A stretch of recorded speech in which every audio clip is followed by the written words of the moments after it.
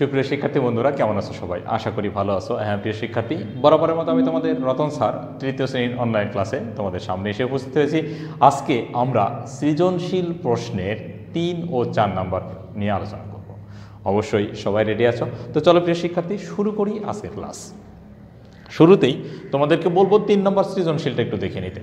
তোমাদের কাছে শীট আছে নিশ্চয়, তারপরও দেখো 3 নম্বর শীটে কি বলেছে। 3 নম্বর সৃজনশীলে একটি প্রশ্ন দেওয়া আছে, বলা হয়েছে কোনো একটি ক্রিকেট খেলায় ইংল্যান্ড দল প্রথম ইনিংসে 375 রান, অস্ট্রেলিয়া দল 415 রান এবং দ্বিতীয় ইনিংসে অস্ট্রেলিয়া করলো 370 এবং ইংল্যান্ড করলো 400 রান। এই মোট রান এখানে উল্লেখ করা হয়েছে। এখন পর্যায়ক্রমে ক, খ, গ, ঘ 3টি প্রশ্নের উত্তর আমাদেরকে দিতে হবে। তো প্রশ্নের উত্তর দেওয়ার পূর্বেই আমরা সবার আগেই যে কাজটি করব, নম্বর প্রশ্ন। তাহলে এখানে যেহেতু 3 নম্বর প্রশ্নের সমাধান, তাই আমি লিখে নেব 3 নম্বর প্রশ্নের সমাধান। ওকে, আর অবশ্যই নিচে স্কেল দিয়ে সুন্দর করে আন্ডারলাইন দিতে ভুলবো না। সুন্দর করে স্কেল দিয়ে আন্ডারলাইন করব। এরপরে আসো নম্বর ক নম্বর। আচ্ছা, ক নম্বরে কি বলেছে? ক নম্বরে বলেছে ইংল্যান্ড দল 2 ইনিংসে মোট কত রান করে। ইংল্যান্ড দল 2 ইনিংসে মোট কত রান করে, এইটা তুমি উপর নিচে 2 সারিতেও করতে পারো, আবার এক সারিতেও করতে পারো। তো আমি এক লাইনে করে দিব। তাহলে লিখব ইংল্যান্ড দল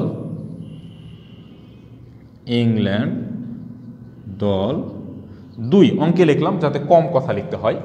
2 ইনিংসে করে মোট, এই মোট কথাটা লেখা দরকার, যেহেতু 2 ইনিংসের টোটাল রানটা আমরা লিখবো, তাই না?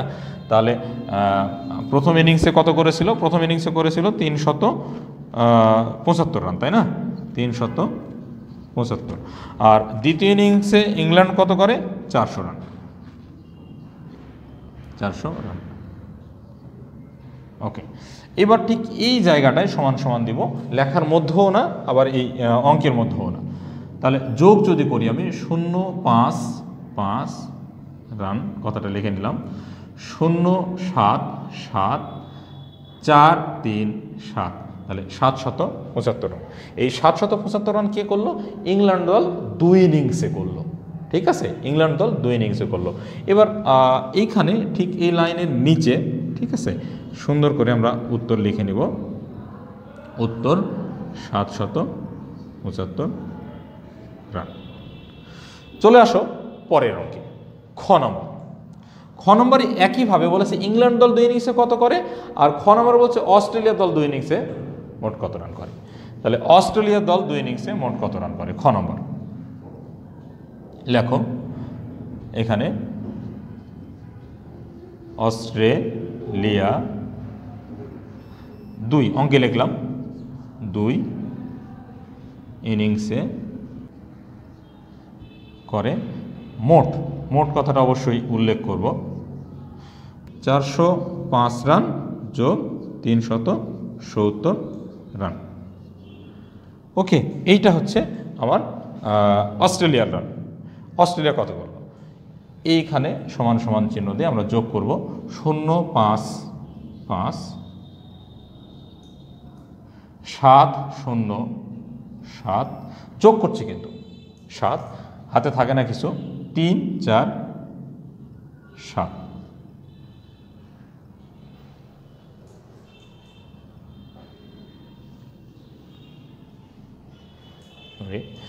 মোট 415 যোগ 370 রান।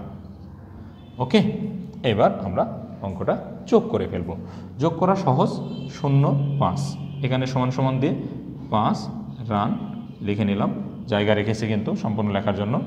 7 আর 1-এ 0 আর 5 যোগ করে কিন্তু 5 পেয়েছি, 7 আর 1-এ যোগ করলে হয় 8, হাতে কিছু থাকে না, 3 আর 4-এ যোগ করলে হয় 7, 785 রান। লাস্ট প্রশ্ন, গ নম্বর প্রশ্ন। গ নম্বর প্রশ্নে কি বলেছে দেখো, এই 2 দল 2 ইনিংসে যে যত করে রান করলো, তাহলে এই 2 দলের মধ্যে কোন দল বেশি রান করলো, 2 ইনিংস মিলে কোন দল বেশি রান করে। তাহলে এইটাও আমরা ঠিক এক লাইনেই করতে পারবো। উত্তরটা সেরে দিই। উত্তর 775 85 রান। তাহলে এই 785 করলো অস্ট্রেলিয়া আর 775 করলো ইংল্যান্ড। খুব সিম্পল অঙ্ক। তাহলে এই দুই দলের মধ্যে কোন দল বেশি রান করলো, এরকম একটা যদি প্রশ্ন হয় তাহলে ইজিলি অ্যান্সার হবে কিন্তু অস্ট্রেলিয়া দল বেশি রান করে। এখন আমরা একটা দেখিয়ে দিব আসলে অস্ট্রেলিয়া দল বেশি করলো, কত বেশি করলো এটা দেখিয়ে দিব। তাহলে গ নম্বর, এখানে সুন্দর করে আবারও নাম্বার দিব। তাহলে লিখব অস্ট্রেলিয়া, এখানে এভাবে লিখতে পারো, অথবা আমরা এবার দেখিয়ে দিতে পারো যে ইংল্যান্ড দল করে বা অস্ট্রেলিয়া দল করে, অস্ট্রেলিয়া বেশি, অস্ট্রেলিয়ার আগে লিখব অস্ট্রেলিয়া দল, বা অস্ট্রেলিয়া 2 ইনিংসে করে, 2 ইনিংসে করে। অস্ট্রেলিয়া 2 ইনিংসে কত করে দেখো তো, অস্ট্রেলিয়া 2 ইনিংসে করছে 785 রান, 785 রান। ওকে, আবার ইংল্যান্ড 2 ইনিংসে করে, এবার ইংল্যান্ডের রান লিখলাম, ইংল্যান্ড 2 ইনিংসে করে কত রান, 775 রান। খুব সহজ অঙ্ক কিন্তু। এইটা আমাদের বিয়োগ করতে হবে। ইংল্যান্ড 2 ইনিংসে করে এত রান। এখন এটা সুন্দর করে স্কেল ধরে আমাদেরকে দাগ দিতে হবে যাতে সোজা হয়। এবার কি বলছে, দুই দলের মধ্যে কোন দল বেশি করে, দুই দলের মধ্যে কোন দল বেশি করে। তাহলে এখানে দেখাই যাচ্ছে যে অস্ট্রেলিয়া বেশি করে। তাহলে অতএব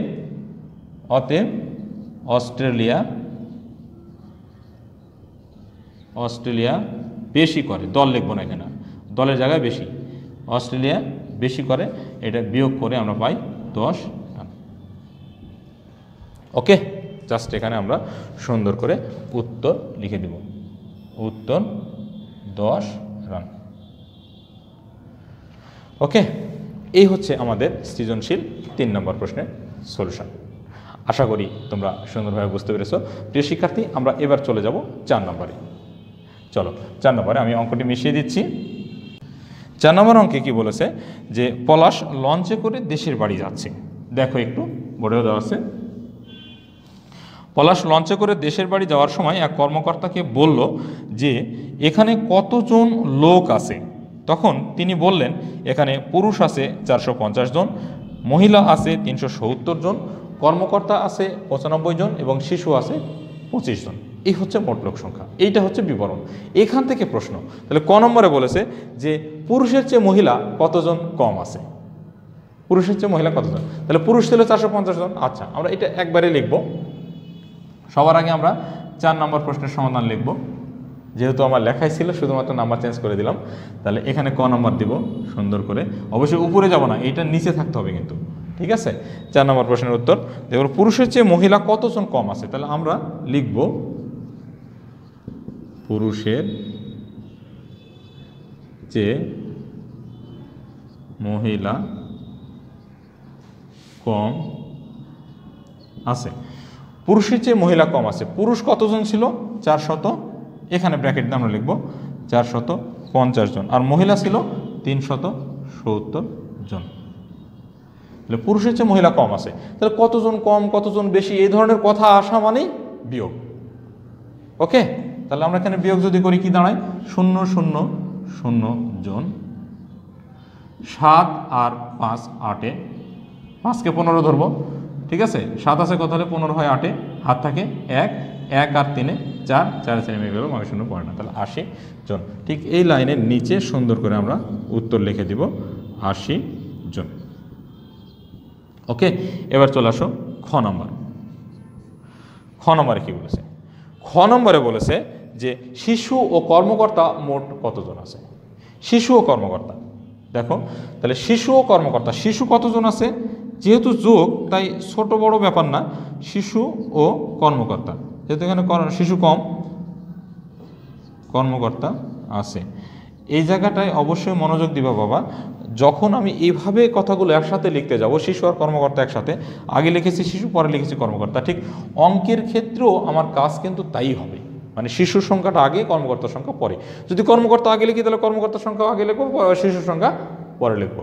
তো বিয়োগের ক্ষেত্রে কিন্তু এই জায়গাটা খুব সেন্সিটিভ বিষয়। বিয়োগের ক্ষেত্রে যদি বিয়োগ করতে বলে তাহলে তোমাকে যে সংখ্যাটা বেশি, যেমন কর্মকর্তা বেশি, তাহলে কর্মকর্তা আগে শিশুটাকে পরে।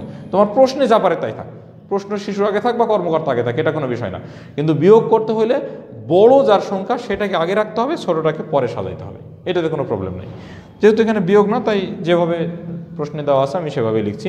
শিশু ও কর্মকর্তা আছে মোট, এই মোট কথাটা লিখলে ভালো হয়, কারণ যেহেতু আমি টোটাল করব। মোট কর্মকর্তা আছে কতজন? 95 জন। আর শিশু আছে কতজন? 25 জন। এই দুইটা আমার যোগ করতে হবে, জাস্ট যোগ। তাহলে এই দুটো যদি আমি যোগ করি তাহলে কত পাই? 5 5 10 শূন্য জন। দেখো হাত থাকে 1, 2 আর 3, 3 আর 9 12, 120 জন। ঠিক ওই বরাবর এখানে এসে আমার উত্তরটা লিখে দিতে হবে, 120 জন। ওকে, লাস্ট কোশ্চেন, এটা একটু বড় কিন্তু সহজ। এখন খেয়াল করো, এখানে দেওয়া আছে পুরুষের সংখ্যা, এটা নারীর সংখ্যা, দুটো বিয়োগ করলাম, আর বিয়োগ করে বিয়োগফল যেটা পেলাম সেটা আমার দরকার নাই। এখন এখানে শিশু আর কর্মকর্তার টোটাল টেনেছি, শিশু ও কর্মকর্তার মোট কিন্তু আমার করা আছে। যদি নির্ভুল হয় তাহলে খুবই ভালো, আর ভুল হইলে কিন্তু পরের অঙ্ক ভুল হয়ে যাবে যদি এখান থেকে করি। তাহলে আমি লিখবো এখানে লাস্ট প্রশ্ন বলেছে যে ওই লঞ্চে মোট লোক সংখ্যা কত, গ নম্বর। তাহলে আমরা লিখব ওই লঞ্চে মোট, আমি একটু চাপাচাপি করছি কারণ তোমাদের মূল বই তোমাদের খাতা আছে, তোমরা ইচ্ছা করলে পেজ চেঞ্জ করতে পারবো, আর আমি তো পারবো না, তাই না? তাহলে ওই লঞ্চে মোট লোক সংখ্যা, তাহলে মোট লোক সংখ্যা হচ্ছে 450 জন পুরুষ, নারী হচ্ছে বা মহিলা হচ্ছে 370 জন। তুমি চাইলে এই 95 যোগ 25 আলাদা করে লিখতে পারো, যেহেতু আমি এটা যোগ একবার করেছি তাই এটাকেই আমি এখানে নিয়ে নিলাম। আলাদা করলেও সমস্যা না, আলাদা করলে একটা সুবিধা কি জানো, কোনো কারণে এই যোগটা ভুল হলো, যদি যোগ ফলটা এখানে বসে এক অঙ্ক করো তাহলে এই অঙ্কটাও ভুল হয়ে যাবে, আর যদি আলাদা আলাদা বসাও তাহলে 100% নির্ভুল হবে। ঠিক আছে, তো যেহেতু যোগ নির্ভুল আছে আমার, আমি যোগটাই বসিয়ে দিলাম 120 জন। ওকে, সমান সমানটা ঠিক এইখানে এই ফাঁকা জায়গাটাতে দিয়ে আমাকে এটা এখন যোগ করতে হবে, তাহলেই কাজ শেষ। যোগে কি হবে? 0 0 0, তাহলে 0 জন। 2 7 9 9 5 14, 14 4 হাত থেকে 1, 1 আর 1 2, 2 আর 3 5, 5 আর 4 9, 940 জন। এই 940 জন হচ্ছে আমার মোট লোক সংখ্যা ওই লঞ্চে। তাহলে এখানে সুন্দর করে আমরা লিখে দিব উত্তর 940 জন। বাবা এই জায়গাগুলো অবশ্যই মনোযোগ দিবা, যে এই জায়গাগুলো যেমন আমার এখানে একটু চাপাচাপি হয়েছে, কিন্তু তোমরা চাপাচাপি করবো না, তোমরা যথেষ্ট স্পেস দিয়ে করবা, আর আমার একটা স্পেসের মধ্যেই অঙ্ক শেষ করতে হবে, তাই আমি মোটামুটি চেষ্টা করেছি যাতে এখানেই ধরানো যায়। তোমরা তো আর সেই চিন্তা করবে না, তোমাদের পেজ লাগলে দরকার হলে পেজ উল্টাতে পারবা। তো এই ছিল আমার আজকের 3 ও 4 নম্বর অঙ্ক। আশা করি প্রিয় শিক্ষার্থী তোমরা বুঝতে পেরেছো এবং মনোযোগ সহকারে আজকের ক্লাসটি করেছো। আগামী দিনের জন্য তোমাদের যেটি HW হিসেবে থাকবে সেটি হচ্ছে শিডিউল অনুযায়ী HW 3, অর্থাৎ 3 ও 4 নম্বর দুটো অঙ্ক দিলাম, তার মধ্যে HW 3 নম্বরটা তোমরা করে হোয়াটসঅ্যাপে পোস্ট করবা। তো ভালো থেকো সবাই, দেখা হবে পরবর্তী ক্লাসে। সে অবধি সবার সুস্বাস্থ্য কামনা করছি, আর অবশ্যই পিতামাতা গুরুজনের কথা মেনে চলো, আর নিয়মিত আমাদের সঙ্গে যুক্ত থেকে এভাবেই ক্লাস করতে থাকো। Thank you.